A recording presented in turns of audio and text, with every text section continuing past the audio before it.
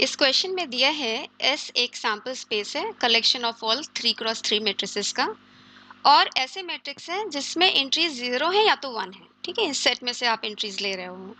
फिर अच्छा बताइए कितने ऐसे मैट्रिसेस हो सकते हैं, मतलब सैंपल स्पेस में कितने एलिमेंट्स हैं अगर आप 3x3 मैट्रिक्स ले रहे हो और उसमें आप बोल रहे हो एंट्रीज या तो 0 है या तो 1 है।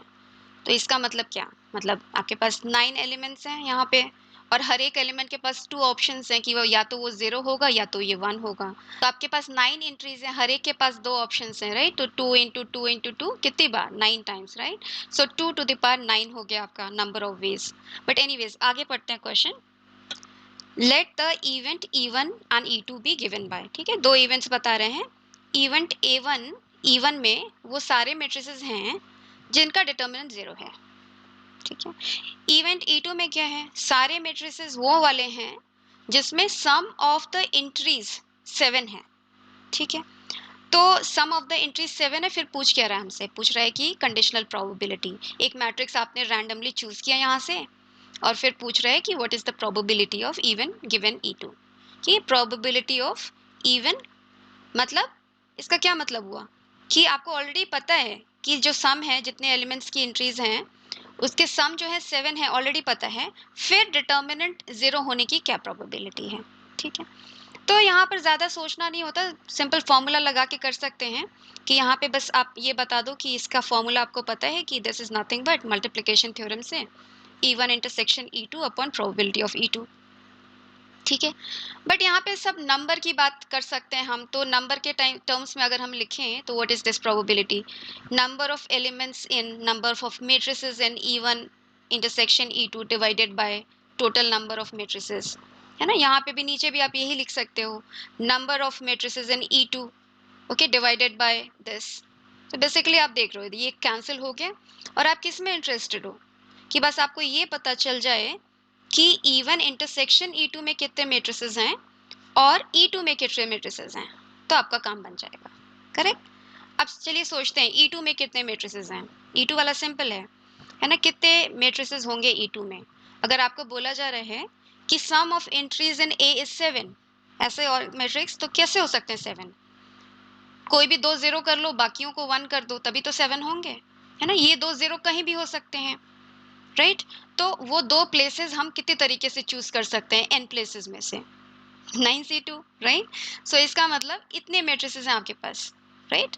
तो ये कितना आ गया, 9 into 8 upon 2, what is that, 36। ठीक है, ये आपका नंबर बहुत इजीली आ गया, E2 में 36 है। अब सारा काम आपको कहाँ करना है, ये फाइंड आउट करने में कि इवन इंटरसेक्शन E2 में कितने हैं। एग्जैक्टली दो जीरोस हैं मैट्रिक्स में, तो डिटर्मिनेंट ऑफ ए 0 कैसे होगा, है ना, कितने मैट्रिसेस का डिटर्मिनेंट 0 होगा। तो चलिए बात करते हैं, फिर डिटर्मिनेंट लिखना पड़ेगा हमें।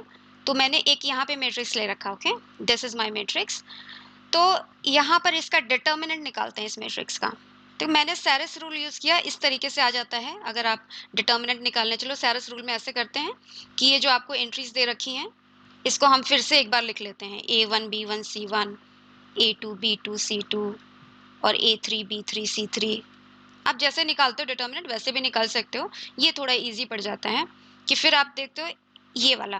ठीक है, A1 B2 C3 देखिए लिखा है ना नीचे, B1 C2 A3 C1 A2 B3 बस। ठीक है, माइनस टाइम्स, अब माइनस टाइम्स चलेगा दिस A3 B2 C1, यहाँ पे लिखा है minus times this minus times that. ठीक है, ये है आपके सैरस रूल से ये आ जाता है। इनफैक्ट आप चाहो तो लास्ट वाला लिखो ही ना, केवल A1 B1 एक बार और लिख दो। ठीक है, ये आ गया।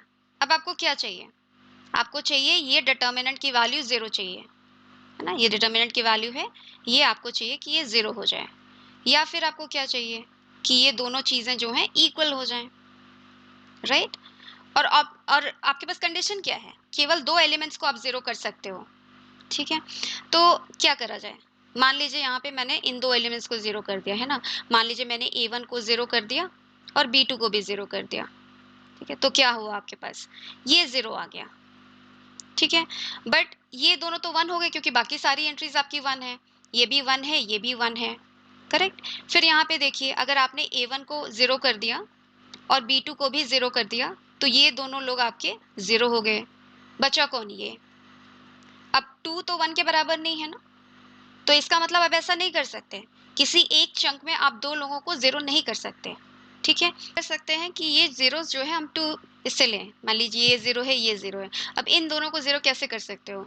या तो यहाँ पे A1 को 0 करो या B2 को 0 करो या C3 को 0 करो। सिमिलरली यहाँ पर B1 को 0 करो, C2 को 0 करो या A3 को 0 करो, है ना? अब ये 3 9 कॉम्बिनेशंस हो सकते हैं जिससे आप ये दोनों 0 कर सकते हो और यहाँ पर क्या आ जाएगा आपके पास, ये पूरे की वैल्यू 1 आ जाएगी। आपको इधर भी 1 चाहिए, राइट? तो आप चेक करिए, A1 B1 से 1 आ रहा है, ठीक है? A1 B1 अगर 0 करोगे तो ये 0 आ जाएगा, ये भी 0 आ जाएगा, आपके पास 1। चलिए, हो गया।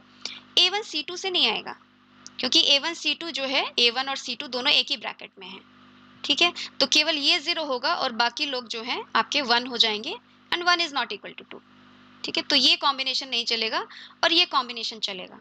तो सबके साथ आप देखिएगा कि एक-एक कॉम्बिनेशन नहीं चलेगा, जो कॉन्सेक्यूटिव वाले हैं वो चलेंगे।